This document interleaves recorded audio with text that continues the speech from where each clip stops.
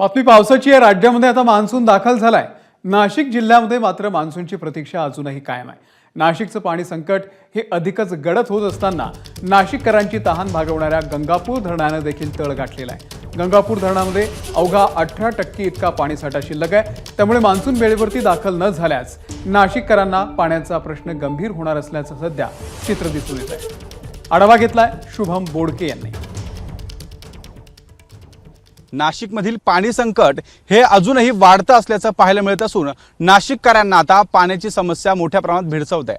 त्यामुळे नाशिकमधील एकूण 23 धरणांपैकी 10 धरणं जी आहेत ती संपूर्णतः कोरडीखट पडल्याचं पाहायला मिळत आहे। मी सध्या नाशिकच्या गंगापूर धरण परिसरामध्ये आहे।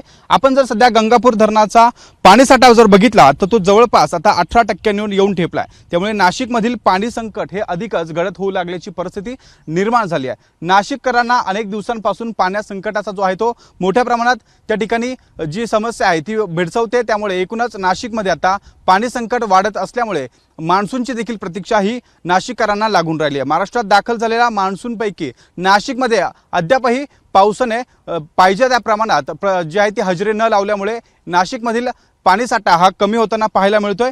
नाशिकमधील एकूण 10 धरणांपैकी जे आहे ते मोठ्या प्रमाणात जे धरणं आहेत त्यांनी तळ गाठल्याची परिस्थिती निर्माण झाली आहे। त्यामुळे नाशिकमधील पाणीसाठा कमी होत असल्याने नाशिकचा जो पाण्याचा प्रश्न आहे तो अधिकच वाढत असल्याची परिस्थिती निर्माण झाली आहे। त्यामुळे आता नाशिकमधील पाणीसाठा कमी होत असल्याने नाशिककरांचा पिण्याचा पाण्याचा प्रश्न देखील गंभीर होताना पाहायला मिळतोय।